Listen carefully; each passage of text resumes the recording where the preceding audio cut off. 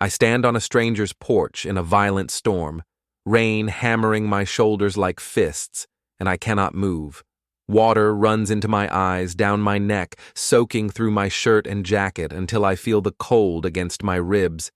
Lightning splits the sky somewhere behind me, and thunder follows close enough to shake the wooden boards under my feet.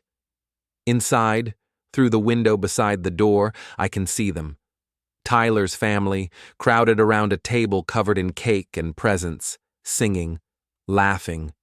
The birthday boy himself stands with his back to the glass, one arm slung around my daughter's shoulders. 30 seconds ago, he opened this door, looked me in the face, and told me the night was family only. Then he slammed it shut so hard the frame rattled.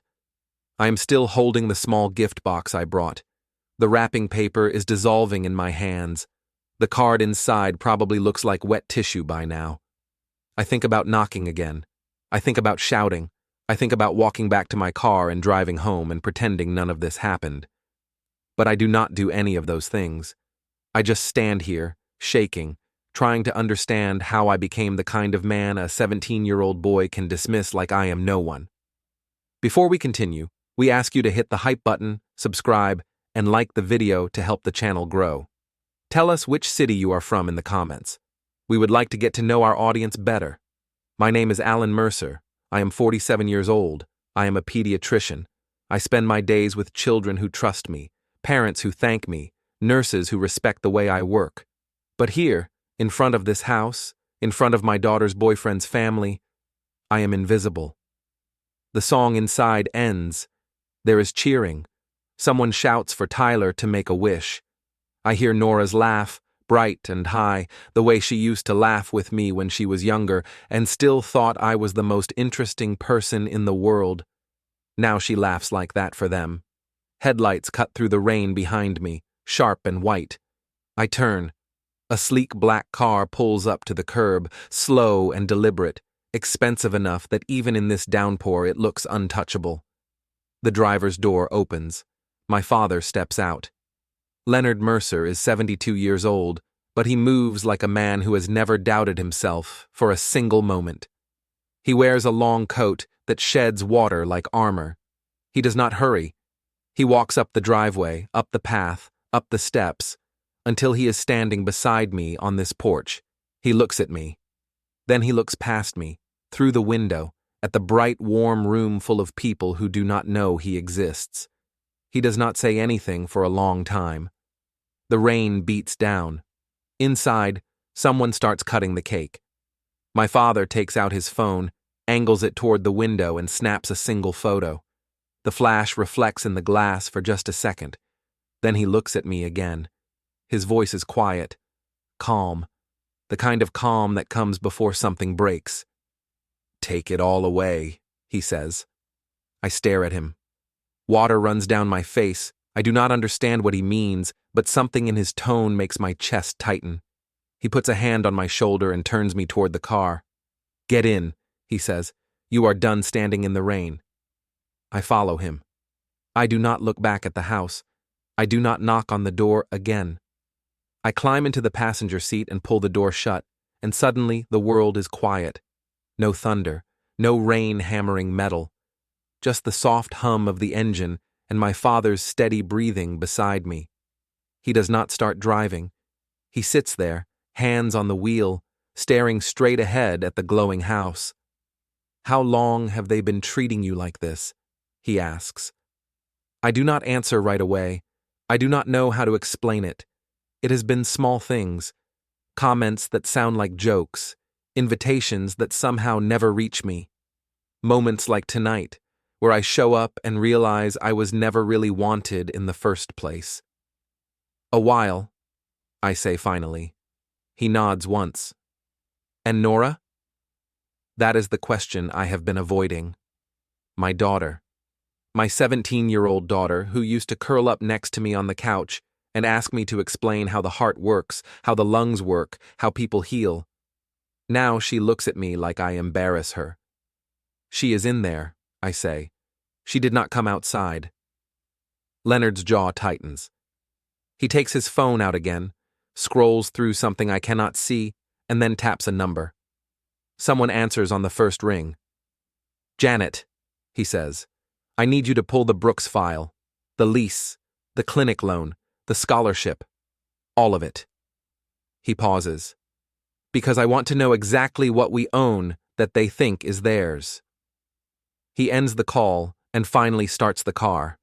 The wipers clear the windshield in 2 smooth strokes. The house disappears behind us as we pull away. I sit there, wet and cold and silent, and for the first time in a long time, I feel something other than tired. I feel angry. The next morning, I wake up in my own house, in my own bed, and for a moment, I forget what happened. Then I roll over and see my jacket hanging on the chair by the door, still damp, still smelling like rain, and it all comes back. The porch. The door. Tyler's face, smug and dismissive before he shut me out. Nora's laugh from inside. My father's voice in the storm. Take it all away. I sit up slowly. My body aches the way it does after a long shift at the clinic. But I did not work last night. I stood in the rain like a fool, and now my chest feels tight and my throat feels raw. I check my phone. No messages from Nora. No missed calls. Nothing. I get up and go to the kitchen. The house is quiet. It is always quiet. I live here alone, have for years now, ever since Nora started spending more and more time at Tyler's place. She still has a room here.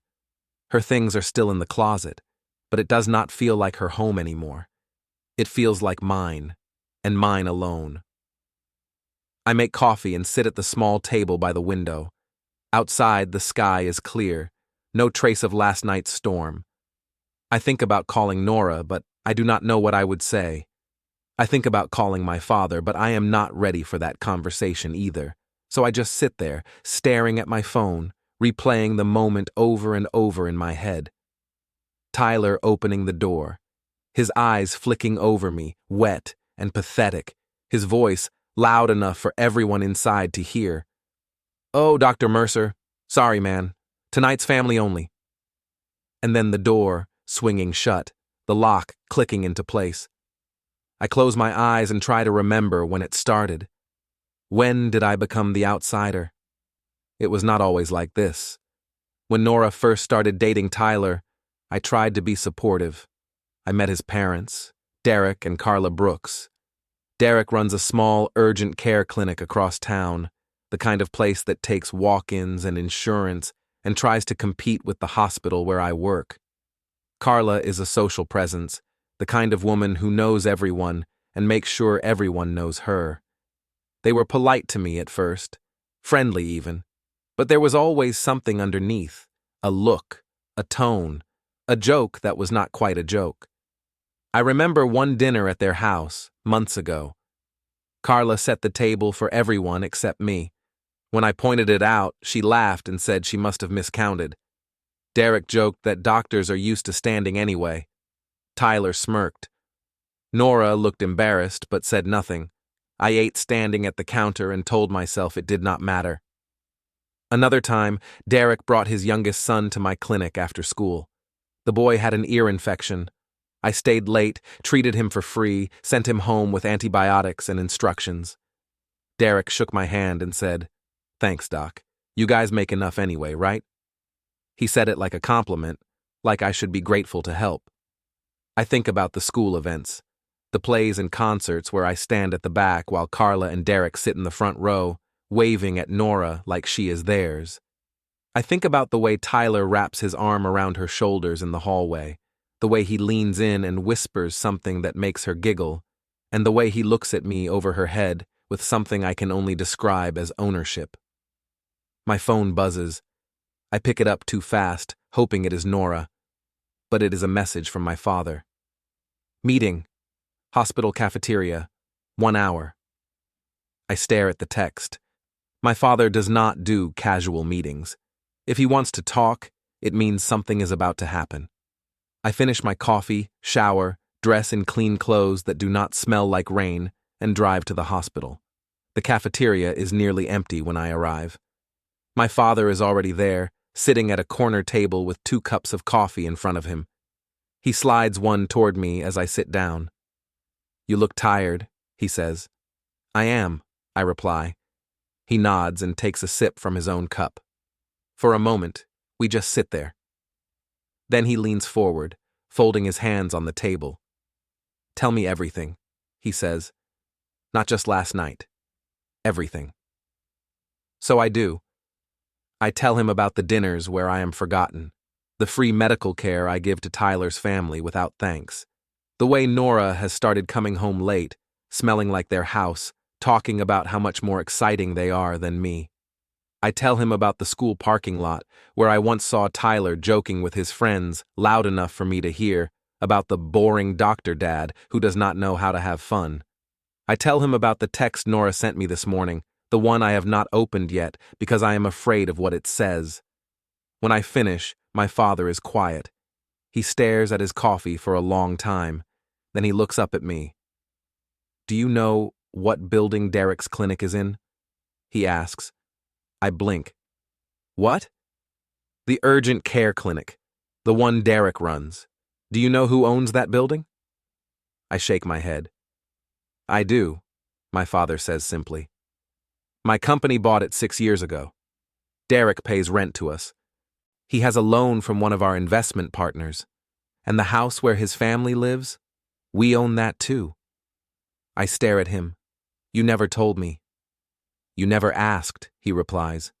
"You do not like talking about money, Alan. You never have. But money talks whether you listen or not." He pulls a folded piece of paper from his coat pocket and slides it across the table. I open it. It is a printout of a lease agreement. Brooks family, residential property, 3-year term, behavior clauses, default terms. "There are rules in these contracts," my father says quietly. "Rules about conduct, about respect, about how tenants and borrowers are expected to behave. If those rules are broken, we have options." I look up at him. "What kind of options?" He leans back in his chair, his expression unreadable, the kind that make people realize they were never as secure as they thought. My phone buzzes again. This time it is Nora. I finally open the message. "Staying at Tyler's for the weekend. Your scene at the door embarrassed everyone. Please stop." I read it twice. Then I set the phone down on the table. My father glances at it but says nothing. "She thinks I am the problem," I say quietly. "She thinks that because they have convinced her of it," my father replies. "But that can change." He finishes his coffee and stands. "Think about what you want, Alan. Think about what kind of father you want to be. The kind who stands in the rain, or the kind who walks away and takes everything with him." He leaves. I sit there alone, staring at Nora's message, and I realize something. I am done standing in the rain. 3 days pass. I do not hear from Nora. I do not call her. I go to work, see patients, write prescriptions, smile at worried parents and tell them their children will be fine. I am good at my job. I have always been good at it. But every time I sit down in the exam room and close the door, I think about the door that closed in my face, and I feel that tightness in my chest again. On the 4th day, I am in the break room between appointments when my phone rings. It is my father. "Cafeteria," he says. "Now." I find him at the same corner table. This time, he is not alone. Colin Hayes, the hospital administrator, sits across from him. Colin is 52, balding, with glasses that slide down his nose when he talks. He has been at this hospital for 20 years. He knows every contract, every budget line, every relationship between the hospital and the clinics in the area. "Alan," Colin says when I sit down, "your father tells me you have been having some trouble." I glance at my father. He nods slightly. "With Derek Brooks," I say carefully. Colin leans back and adjusts his glasses. "Derek, right. The urgent care guy. We have been having some trouble with him too, actually." I blink.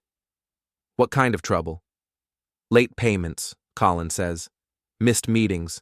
A few complaints from patients about overbooking. Nothing major yet, but enough that we have been keeping an eye on it. His clinic has a referral agreement with us. If he does not hold up his end, we can review that agreement. My father taps the table once. And who holds the loan on his clinic equipment? Colin looks at him. You do, or one of your partners does. Correct, my father says. He turns to me. Derek thinks he is independent. He thinks he built that clinic himself. But he borrowed money to do it. He rented a building to house it. He signed agreements to work with this hospital. All of those things have terms, conditions, and all of those things connect back to people who do not appreciate being disrespected. I stare at him. You are saying we can shut him down. I am saying we can choose not to renew his agreements when they expire, my father replies calmly, which is different, legal, clean.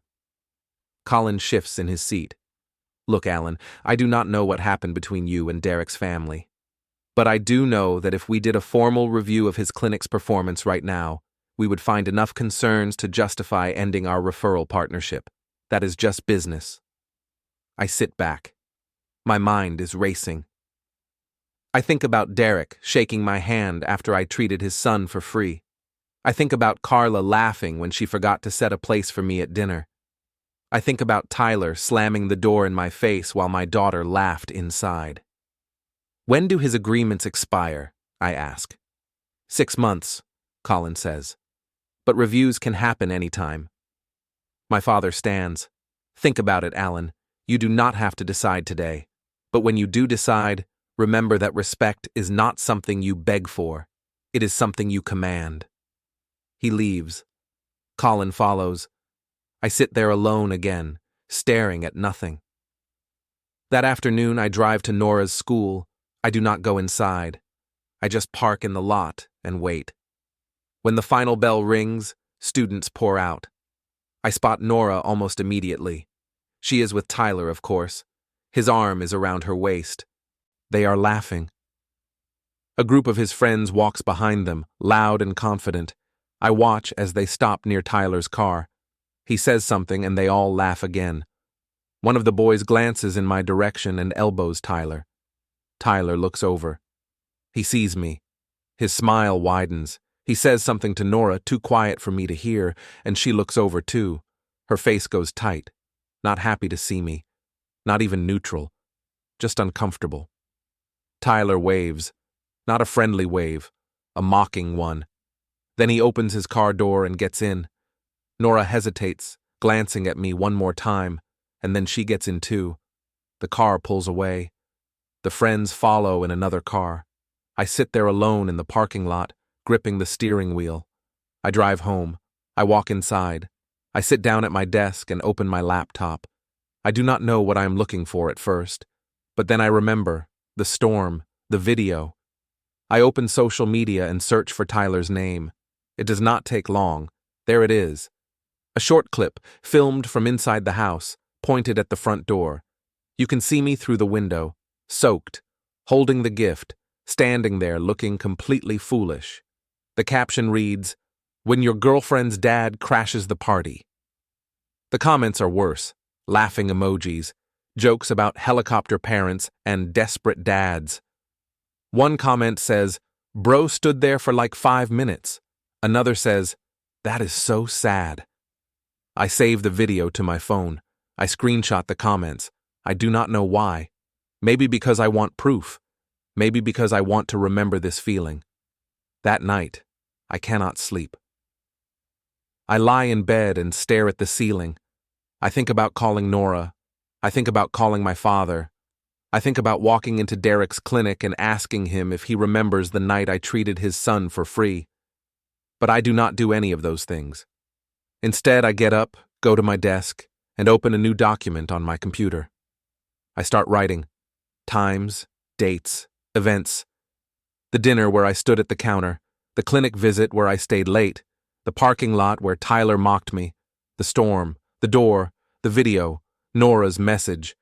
I write it all down, and when I am finished, I save the file with a simple name. Evidence. Then I open my phone and send a text to my father. I am ready. Let's talk. His reply comes 30 seconds later. Tomorrow. My office. Bring everything. I close my eyes. I feel something I have not felt in a long time. I feel like I am done being the man everyone forgets. My father's estate sits outside the city, hidden behind tall iron gates and old trees that block the view from the road. I have been here 100 times, but it always feels like entering another world. The house itself is stone and wood, built decades ago when my father was still making his fortune. Inside, everything is dark wood and leather, shelves full of books and folders, a place where decisions are made quietly and with certainty. I pull into the long driveway and park near the front steps. My father is waiting at the door. He does not say anything, just nods and leads me inside. We walk through the main hall and into his study. It is exactly as I remember. The heavy desk, the tall windows, the shelves lined with files, each one labeled in neat handwriting. And sitting in one of the chairs across from the desk is a woman I have met before but never really known. Janet Cole is 50 years old, sharp-eyed, with short gray hair and a voice that cuts through noise like a blade. She works for my father's company, handles contracts and property law, and from what I understand, she does not lose.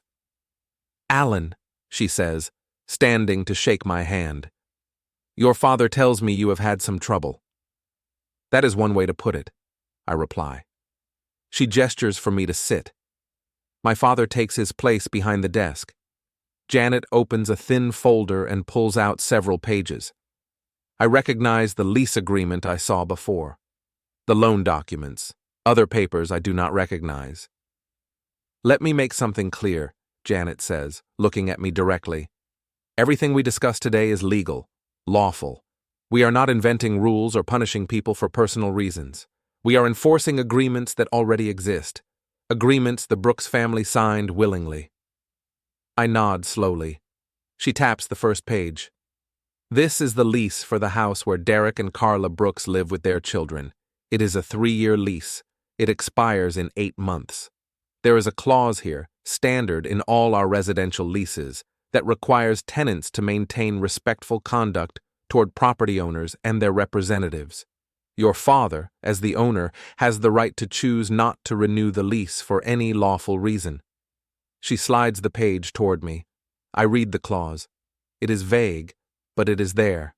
Respectful conduct, reasonable behavior. "What about the clinic?" I ask. Janet flips to another page. "The clinic building is owned by one of your father's companies. Derek pays rent monthly.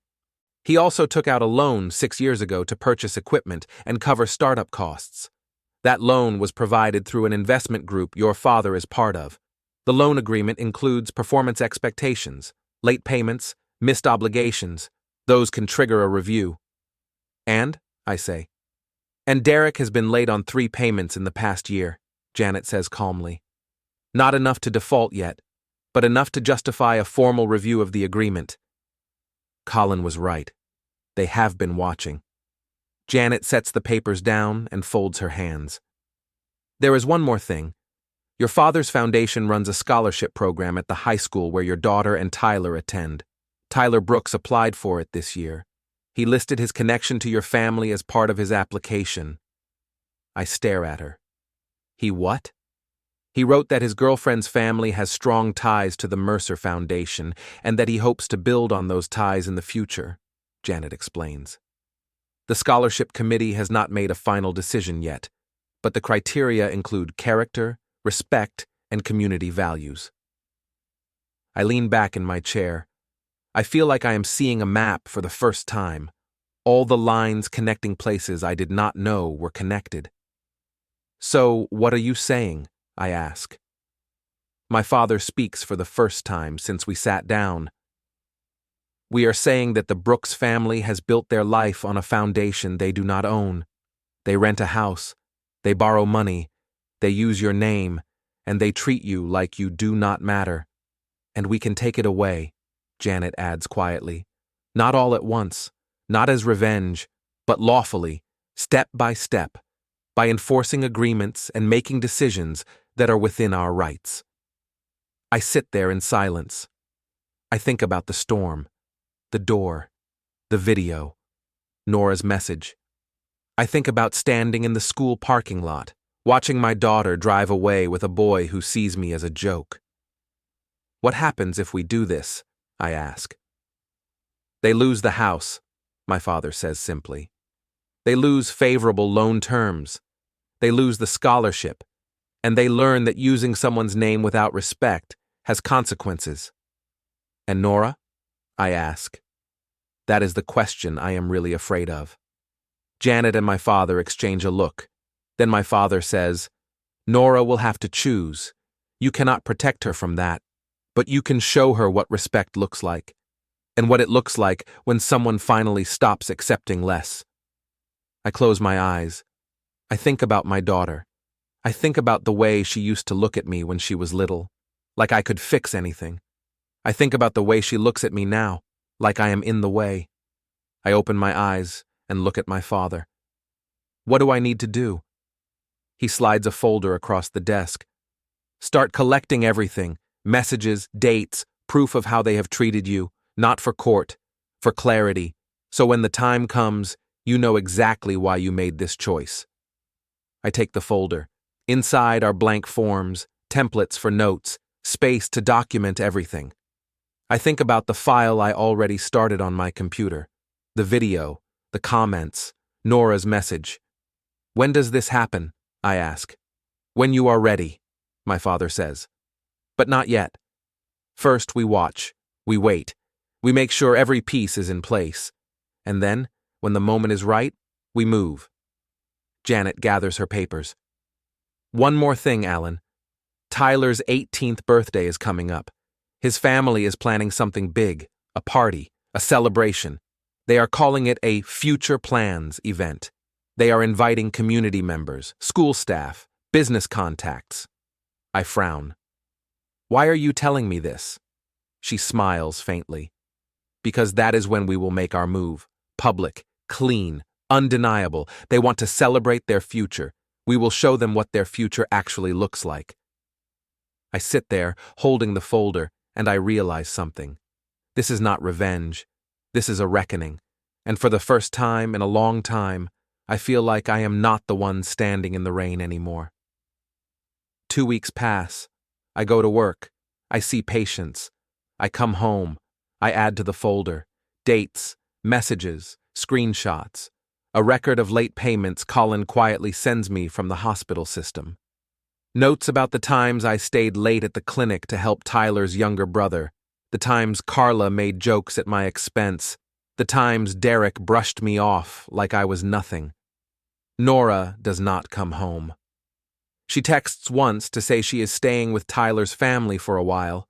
She does not ask how I am. She does not apologize. She just tells me she needs space. I do not argue. I just save the message in the folder.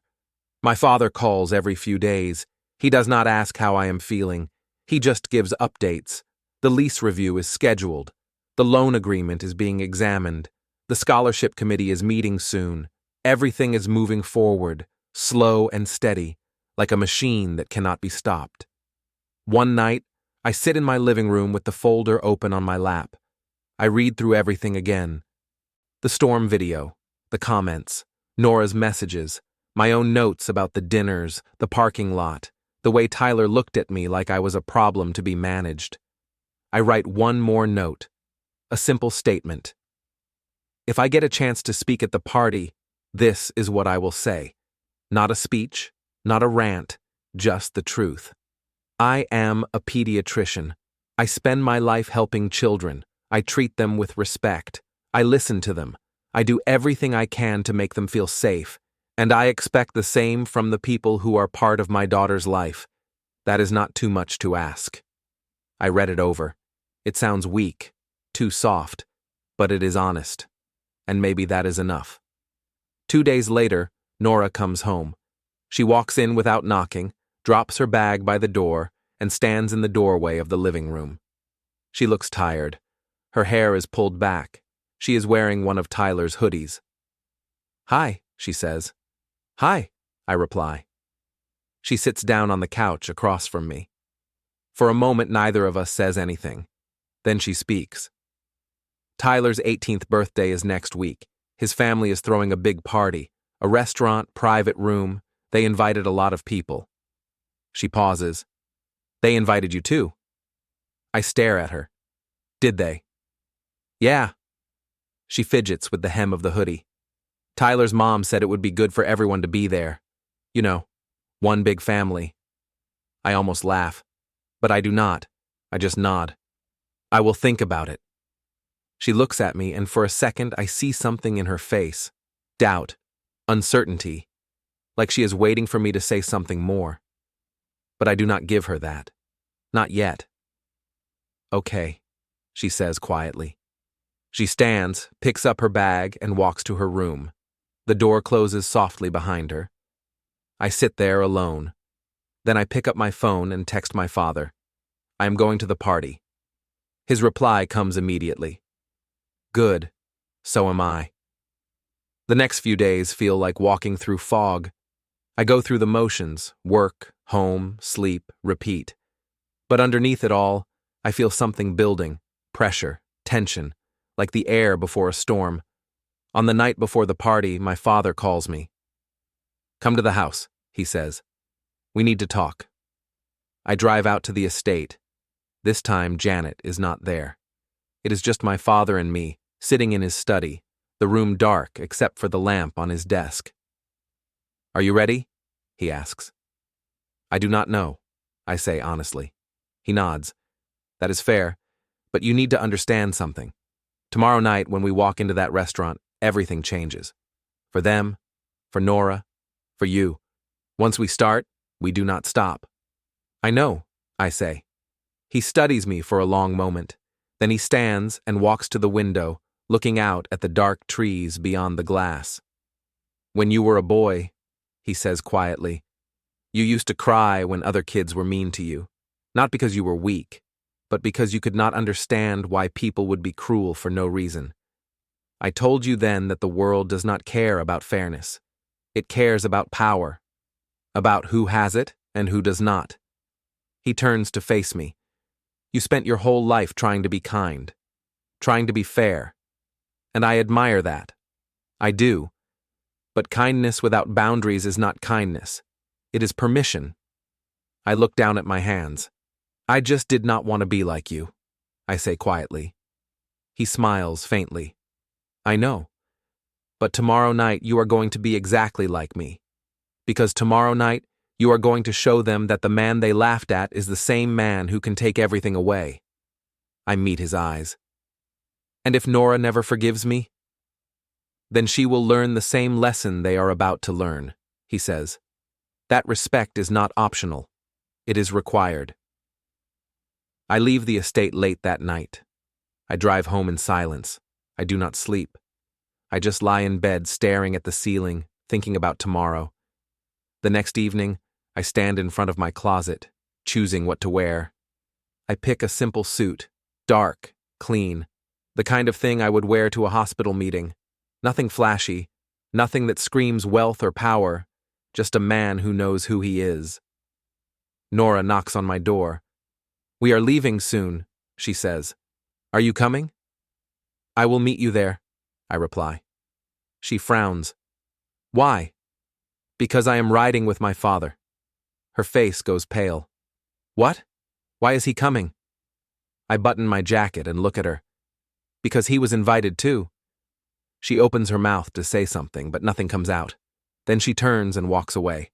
I hear her on the phone in her room, her voice low and urgent. I do not listen. I just finish getting ready. An hour later, my father picks me up. We drive in silence. The restaurant is downtown, a nice place with a private banquet hall. When we pull into the parking lot, I can see lights through the tall windows, music, laughter.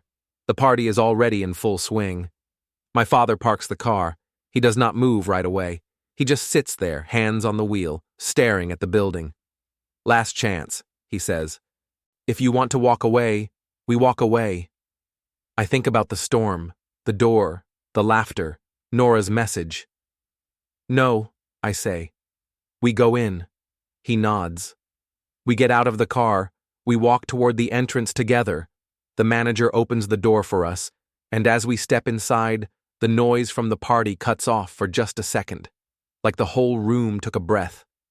Then the door closes behind us, and everything begins. The banquet hall is full. Balloons, streamers, a long table covered in food and a cake the size of a small car. Tyler stands in the center of it all, surrounded by friends, laughing at something someone just said. Nora is beside him, holding his hand. Carla and Derek are near the front, greeting guests like they are hosting a wedding, and then they see us. Carla spots my father first. Her smile freezes. She leans toward Derek and whispers something. He turns, and his face goes stiff. Tyler follows their gaze, and when he sees me standing there with my father, his grin fades into something uncertain. The room does not go silent. Not yet. But the energy shifts. People glance at us. Whispers start. My father walks forward calmly, and I follow. We do not stop until we are standing near the front, close enough that everyone can see us. Carla recovers first. She plasters on a smile and comes over, arms open. "Leonard," she says warmly. "What a surprise. We did not know you were coming." "I was invited," my father says simply. "Of course," she says quickly. "Of course. Please help yourselves to food. Drinks. We are just about to do a toast." She turns and hurries back to Derek. They huddle together, whispering furiously. Tyler looks at Nora, and she looks at me. Her face is tight, afraid. Carla taps a glass with a fork, and the room quiets. She raises her glass high, her smile bright and practiced. "Thank you all for being here tonight," she says. "We are so proud of Tyler, 18 years old today, and what a future he has ahead of him. Great grades, a wonderful girlfriend." She nods toward Nora. "And a bright future with the support of our community and our partners." She looks directly at my father when she says, "partners," like she is reminding him of something, like she thinks we are all on the same side. My father does not move. He just stands there, hands folded, watching her. Carla finishes her toast. People clap. Tyler steps forward to blow out the candles on the cake, and then my father speaks. "May I say something?" The room goes quiet. Carla blinks. "Of course," she says slowly. My father steps forward. He does not raise his voice. He does not need to. The room leans toward him like gravity. "My name is Leonard Mercer," he begins. "Some of you may know me. Some of you may not. I am Alan's father, Nora's grandfather." He pauses. "I am also the owner of the building where Derek's clinic is located, and the owner of the house where this family lives." The room is silent now. Completely silent. Carla's smile vanishes. Derek's face goes white. My father continues, calm and steady. "Recently, my company conducted a review of our agreements with the Brooks family.